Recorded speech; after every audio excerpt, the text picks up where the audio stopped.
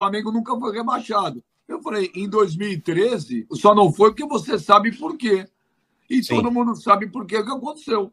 O escândalo do Everton com H. Tem uma Sim. história muito mal contada que até hoje ela nunca foi definida. Quando um time consegue hegemonia, sucesso, ele vira alvo dos demais. Se o cara não tem argumento para atacar aquele clube, criticar aquele clube, ele quer fazê-lo mesmo assim.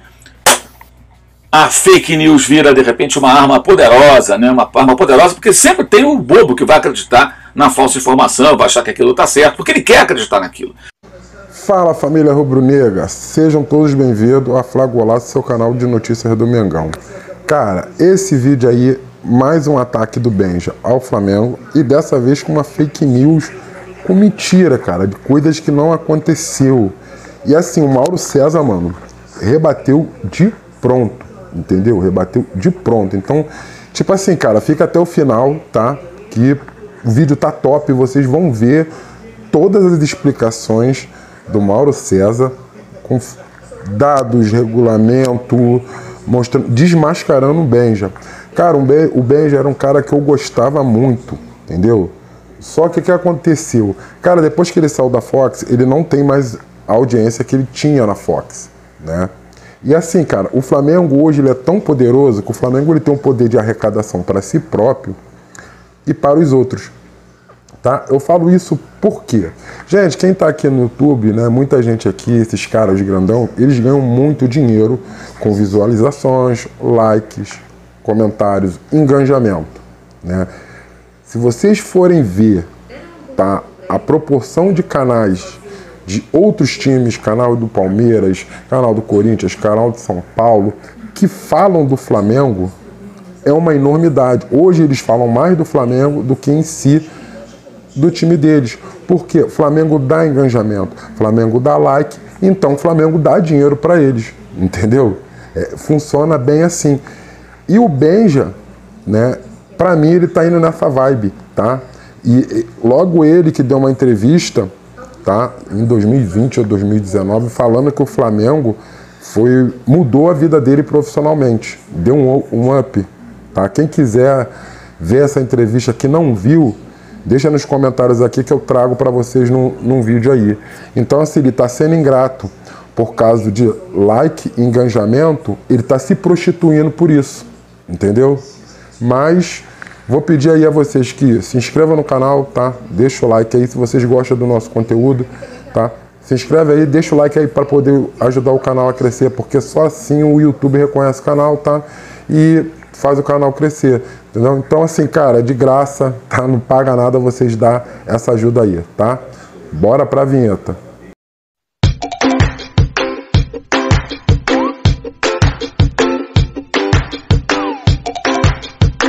Quando um time consegue hegemonia, sucesso, ou é um dos que estão dividindo a hegemonia, ele vira alvo dos demais.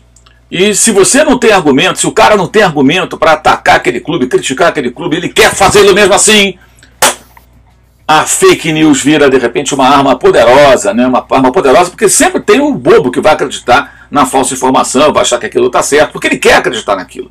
O Flamengo tem sido meio que alvo aí de fake news. Por quê? Junto com o Palmeiras são os times hegemônicos. Mesmo fazendo algumas atrapalhadas em troca de técnico e tudo mais, o Flamengo consegue, contratando jogadores, renovando contratos que não deveria, o Flamengo consegue ganhar títulos. Ganhou a Copa do Brasil e a Libertadores esse ano com uma temporada super confusa.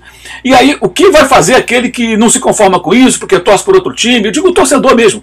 Ele começa a alimentar falsas notícias, falsas versões de fatos do passado e tudo mais. Aí, nesses dias agora recentes, surgiu de novo a história de 2013, do rebaixamento da Portuguesa. Então eu vou explicar para vocês entenderem claramente o que aconteceu naquela temporada. Bem, ao final do campeonato, o Flamengo tinha 49 pontos, a Portuguesa tinha 48 pontos e o Fluminense, que estava rebaixado, tinha 46. Ele caía junto com o Vasco, 44, Ponte Preta, 37 e o Náutico com 20. Certo?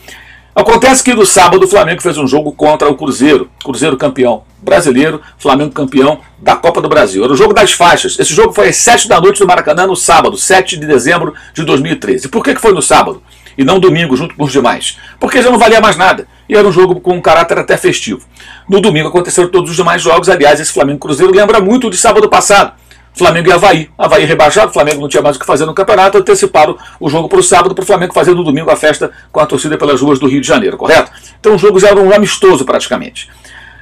No sábado, o Flamengo jogou às 7 da noite e colocou em campo um jogador chamado André Santos, ex-Corinthians. Esse jogador, inclusive, não poderia jogar porque estava punido pela CBF. Houve um erro administrativo, houve um erro ali de comunicação que foi amplamente discutido. Expulsão na Copa do Brasil, cumpre do Brasileiro, onde que cumpre, enfim. O jogador jogou, ele estava sem condições, segundo o tribunal da CBF. Antes do Flamengo entrar em campo, já havia sido concentrado o jogador Everton com H, também ex-Corinthians, coincidentemente, da Portuguesa. E até esse site que você está vendo aí, que publica notícias da Lusa, publicou na época, às 18h48, que ele estava de volta, concentrado para jogar. Ou seja, a Portuguesa relacionou o Everton antes do Flamengo entrar em campo. Ninguém sabia que o Flamengo colocaria um jogador irregular em campo, e a Portuguesa já tinha o Everton também irregular, também suspenso segundo o tribunal, concentrado para jogar. Ou seja, qualquer justificativa ali, qualquer argumentação de que o Flamengo foi beneficiado pela Portuguesa, a cronologia dos fatos, ela inviabiliza essa suspeita. Por quê? Porque como é que a Portuguesa ia colocar um jogador previamente concentrado, treinou, concentrou, preparado para o jogo e pôs em campo, né? Se quando ela relacionou o atleta, ninguém sabia que o Flamengo teria um jogador como André Santos escalado nas condições irregulares, segundo o tribunal. Prevendo o futuro, preventivamente vou colocar o cara aqui, porque se o Flamengo fizer uma bobagem, eu ponho ele em campo. Não tem cabimento, gente. Não tem cabimento. Acabou que o Fluminense escapou do rebaixamento, porque o Flamengo caiu 4 pontos, perdeu 4 pontos no tribunal, foi para 45, e a Portuguesa foi para 44. Então a Portuguesa foi rebaixada em 17º, o Fluminense ficou em 15º, o Flamengo em 16º. Qualquer insinuação, como eu já expliquei, tá, com relação ao Flamengo, ela não se sustenta. Não se sustenta por quê? Porque a Portuguesa já relacionou o jogador antes do Flamengo colocar o André Santos em campo. E não se soube logo no sábado que o André Santos estava irregular. Só depois que essa notícia surgiu, essa informação circulou. Então, não faz sentido. Também não faz sentido apontar para o Fluminense, dizendo que o Fluminense foi beneficiado, ou que houve algum tipo de falcatrua, como as pessoas insinuam por aí, porque nada foi provado na investigação, que durou cerca de 3 anos, só terminou em dezembro de 2016. 3 anos de investigação.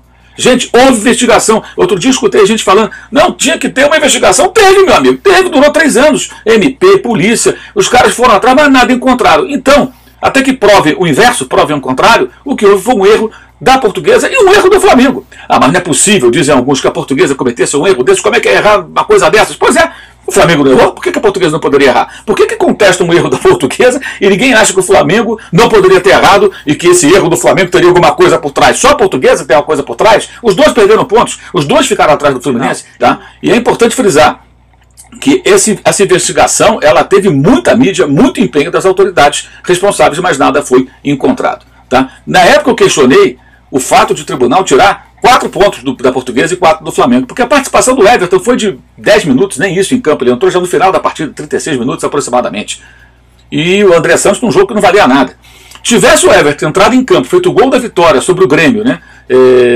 O jogo terminou empatado, sem gols, mas tivesse vencido e o Everton feito o gol da vitória, eu até entenderia assim, poxa, a Portuguesa, digamos, só escapou por conta desse gol, aí é outro cenário. Mas a interferência dele foi praticamente 0 naquela partida. 0. Então por que tirar 4 pontos e não 1 ponto? Já que a punição na época, o que se noticiou foi que ela poderia ser de 1 a 4 pontos. Eu até questionei essa decisão do tribunal, como leigo, apenas a opinião do cidadão, do jornalista, mas o tribunal tomou essa decisão. Então não existe nada que possa ser falado com propriedade, com segurança sobre 2013. Pode-se especular, pode-se falar o que quiser, mas isso não é papel de jornalista ou de quem trabalha na mídia. Isso pode ser coisa de torcedor, que não tem nenhuma credibilidade, fala o que ele quiser. Agora, quem tem o compromisso com a informação, com a notícia certa, não pode ficar especulando em cima disso. Isso não é correto, evidentemente.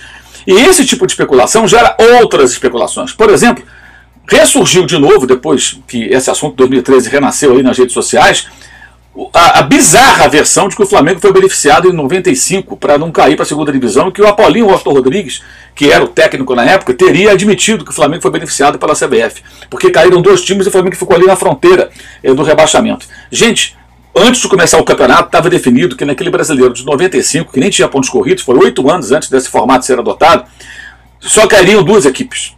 Eram 2 rebaixados. Isso estava escrito no regulamento antes de começar. Nunca houve mudança. Aliás, o Flamengo do Apolinho, na reta final daquele campeonato, ele botava o time reserva em campo, porque ele estava chegando estava na reta final da Supercopa da Libertadores, Supercopa dos Campeões da Libertadores da América. E chegou a decisão contra o Independiente, que acabou sendo campeão Romário jogava no time do Flamengo. O ano do centenário do Flamengo. Então não houve nada disso. O Flamengo ele já estava fora do rebaixamento, colocou o time de reserva, perdeu alguns pontos, ficou na fronteira, mas matematicamente não tinha mais como ele cair para uma das duas últimas posições. A CBF não mudou regulamento nenhum. Ele sempre foi o regulamento dizendo que cairiam duas equipes. Nunca houve isso. É uma lenda, um absurdo. E essa história voltou de novo. Teve gente na rede social, 95, não houve isso, gente. E a nossa função, a função do jornalista, especialmente o jornalista, diante de uma mentira, de uma fake news, é colocar isso claramente para todo mundo. E não colocar por baixo dos panos, ou comentar a boca pequena, cochichar o ouvido de alguém, não. É expor ali, mostrar, gente, essa informação está errada. Isso vale para qualquer um de nós. A tendência é que essas fake news aumentem contra o Flamengo. Porque como o Flamengo está indo, mesmo com ultrapalhadas, ele ganha, nós temos que lutar contra isso. Então, galera, o que vocês acharam aí? Tá? Antes que eu me esqueça, tá? Crédito canal do Mauro César, vou deixar o link na descrição, tá? Cara, é muita inventação de moda. E vamos lá, cara, mesmo se a Portuguesa jogasse após o Flamengo, ela ia falar assim, não, vou botar um jogador em situação irregular, né, para salvar o Flamengo e eu me rebaixar. Cara, não faz sentido, velho. Não faz sentido. Então, assim, é como o Mauro César falou, cara, hoje o Flamengo cresceu tanto que eles não têm o que falar, ficam procurando, entendeu? Para tentar espinzear, para tentar... Mas não vai adiantar, cara, porque quando chegar na hora do campo, entendeu? O que o Flamengo se tornou e está se tornando cada vez mais, entendeu? Eles não vão conseguir quebrar esse trabalho, entendeu? Então, assim, eu quero a opinião de vocês aí, o que vocês acham? Deixa no comentário aí, tá? Deixa um salve lá pro Benja no comentário também, galera. Valeu? Galera, se inscreve no canal aí, tá? Deixa o like, ativa as notificações. Vou ficando por aqui. Saudações rubro-negras. É nóis.